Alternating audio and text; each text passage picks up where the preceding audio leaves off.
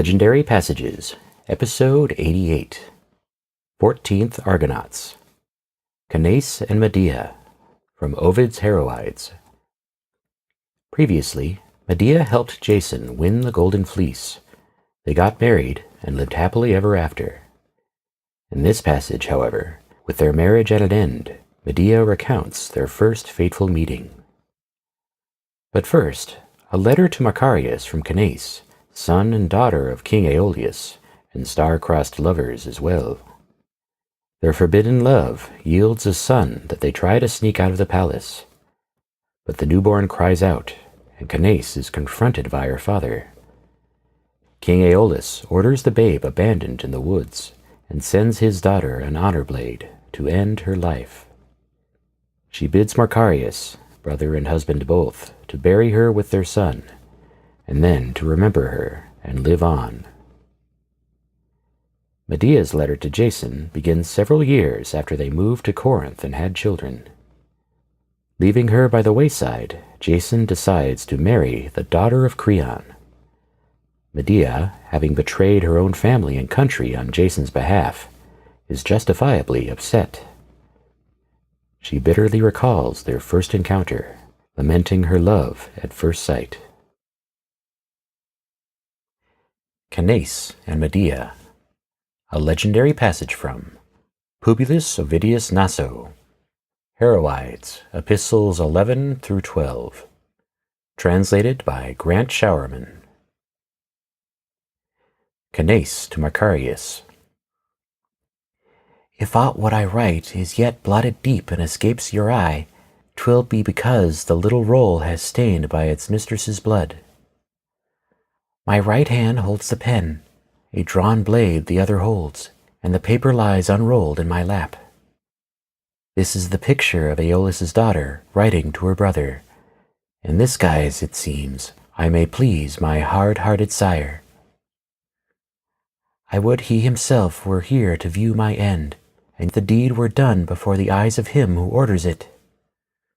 Fierce as he is, far harsher than his own east winds, he would look dry-eyed upon my wounds. Surely something comes from a life with savage winds. His temper is like that of his subjects. It is Notus and Zephyrius and Scythionian Aquilo over whom he rules, and over thy pinions, wanton Urius.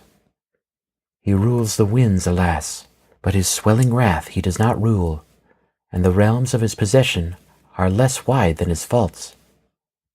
Of what avail for me through my grandsire's names to reach even to the skies, to be able to number Jove among my kin? Is there less deadliness in the blade, my funeral gift, that I hold in my woman's hand, weapon not meant for me? Ah, Marcareus, would that the hour that made us two as one had come after my death. Oh, why, my brother, did you ever love me more than a brother? And why have I been to you what a sister should not be? I too was inflamed by love. I felt some god in my glowing heart, and knew him from what I sued to hear he was. My color had fled from my face, wasting had shrunk my frame. I scarce took food, and with unwilling mouth. My sleep was never easy. The night was a year for me, and I groaned, though stricken with no pain. Nor could I render myself a reason why I did these things. I did not know what it was to be in love, yet in love I was. The first to pierce my trouble, in her old wife's way, was my nurse. She first, my nurse, said, "Daughter of Aeolus, thou art in love." I blushed, and shame bent down my eyes to my bosom. I said no word, but this was sign enough that I confessed. And presently there grew apace the burden of my wayward bosom, and my weakened frame felt the weight of its secret load. What herbs and what medicines did my nurse not bring to me, applying them with bold hand to drive forth entirely from my bosom. This was the only secret we kept from you, the burden that was increasing there. Ah, too full of life the little thing withstood the arts employed against it, and was kept safe from its hidden foe. And now for the 9th time had Phoebus's fairest sister risen, and for the 10th time the moon was driven on her light-bearing steeds. I knew not what caused the sudden pangs in me. To travail I was unused, a soldier new to the service. I could not keep from groans. "Why betray thy fault?" said the ancient dame who knew my secret, and stopped my crying lips. What shall I do, unhappy that I am? The pain compels my groans, but fear, the nurse, and shame itself forbid. I repress my groans, and try to take back the words that slip from me, and force myself to drink my very tears. Death was before my eyes, and Lucina denied her aid. Death, too, were I to die, would fasten upon me heavy guilt. When leaning over me, you tore my robe and my hair away, and warmed my bosom back to life with the pressure of your own, and said, "Live, sister, sister, O most dear. Live, and do not be the death of two beings in one. Let good hope give thee strength, for now thou shalt be thy brother's bride. He who made thee mother will also make thee wife." Dead that I am, believe me, yet at your words I live again, and have brought forth the reproach and burden of my womb. But why rejoice? In the midst of the palace hall sits Aeolus. The sign of my fault must be removed from my father's eyes. With fruits and whitening olive branches, and with light fillets, the careful dame attempts to hide the babe, and makes pretense of sacrifice, and utters words of prayer. The people give way to let her pass. My father himself gives way. She is already near the threshold. My father's ears have caught the crying sound, and the babe is lost, betrayed by its own sign. Aeolus catches up the child and reveals the pretended sacrifice. The whole palace resounds with maddened cries, and the sea is set a-trembling when a light breeze passes o'er. As the ashen branch is shaken by the tepid breeze from the south, so might you have seen the blanching members quiver.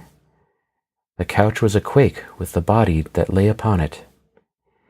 He rushes in, and with cries makes my shame known to all, and scarce restrains his hand from my wretched face. Myself in my confusion did not but pour forth tears. My tongue had grown dumb with the icy chill of fear. And now he has ordered his little grandchild thrown to the gods and birds, to be abandoned in some solitary place. The hapless babe broke forth in wailings. You would have thought he understood, and with what utterance he could entreat his grandsire. What heart do you think was mine then, O brother? For you can judge from your own. When the enemy before my eyes bore away to the deep forests the fruit of my bosom, to be devoured by mountain wolves. My father had gone out of my chamber. Then at length I beat my breasts and furrow my cheeks with the nail. Meanwhile, with sorrowful air came one of my father's guards, and pronounced these shameful words. Aeolus sends this sword to you. He handed me the sword, and bids you know from your desert what it may mean. I do know, and shall bravely make use of the violent blade. I shall bury in my breast my father's gift. Is it presents like this, O my sire, you give me on my marriage? With this dowry from you, O father, shall your daughter be made rich? Take away afar, deluded Hymenaeus, they wedding torches, and fly with frightened foot from these nefarious halls. Bring for me the torches you bear, Erinyes dark, and let my funeral pyre blaze bright from the fires ye give. Wed happily under a better fate, O my sisters, but yet remember me, though lost. What crime could the babe commit with so few hours of life? With what act could he, scarce born, do harm to his grandsire? If it could be he deserved his death, let it be judged he did. Ah, wretched child, it is my fault he suffers for. O my son, grief of thy mother, prey of the ravening beasts, ah me, torn limb from limb on thy day of birth. O my son, miserable pledge of my unhallowed love, This was the first days for thee, and this for thee the last. Fate did not permit me to shed o'er thee the tears I owed, nor to bear to thy tomb the shorn lock. I could not bend o'er thee, nor cull the kiss from thy cold lips. Greedy wild beasts are rending in pieces the child my womb put forth. I too shall follow the shades of my babe, shall deal myself the stroke, and shall not long have been called a mother or bereaved. Do thou, nevertheless, O hoped for in vain by thy wretched sister, collect, I entreat, the scattered members of thy son, and bring them again to their mother to share her sepulchre, and let one urn, however scant, possess us both. O live, and forget me not. Pour forth thy tears upon my wounds, nor shrink from her thou once did love, and who loved thee. Do thou, I pray, fulfill the behests of the sister thou didst love too well. The behests of my father I shall myself perform. Medea to Jason.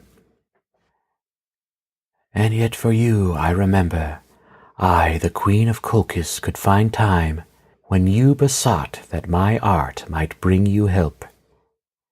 Then was the time when the sisters who put out the fated thread of mortal life should have unwound for aye my spindle. Then could Medea have ended well. Whatever of life has been lengthened out for me from that time forth has been but punishment. Ah me! Why was the ship from the forests of Pelion ever driven over the seas by strong young arms in quest of the ram of Phrixus? Why did we Colchians ever cast eye upon Magnesian Argo, and why did your Greek crew ever drink the water of the Phasis? Why did I too greatly delight in those golden locks of yours, in your comely ways, and in the false graces of your tongue? Yet delight too greatly I did, else, when once the strange craft had been beached upon our sands, and brought us her bold crew, all unanointed would the unremembering son of Aeson have gone forth to meet the fires exhaled from the flame-scorched nostrils of the bulls. He would have scattered the seeds, as many as the seeds were his enemy too, for the sower himself to fall in strife with his own sowing. How much perfidy, vile wretch, would have perished with you, and how many woes have been averted from my head. 'Tis some pleasure to reproach the ungrateful with favours done. That pleasure I will enjoy, that is the only delight I shall win from you. Bidden to turn the hitherto untried craft to the shores of Colchis, you set forth in the rich realms of my native land. There I, Medea, was what here your new bride is. As rich her sire is, so rich was mine. Hers holds a fiery, washed by two seas. Mine, all the country which lies along the left strand of the Pontus, even to the snows of Scythia. Aeetes welcomes to his home the Pelasgian youths, and you rest your Greek limbs upon the pictured couch. Then 'twas that I saw you, then began to know you. That was the first impulse to the downfall of my soul. I saw you, and I was undone, nor did I kindle with ordinary fires, but like the pine torch kindled before the mighty gods. Not only were you noble to look upon, but my fates were dragging me to doom. Your eyes had robbed mine of their power to see. Traitor, you saw it, for who can well hide love? Its flame shines forth, its own betrayer. This passage continues next episode with the winning of the Golden Fleece, Jason's remarriage, and a promise of vengeance as we finish Medea's letter.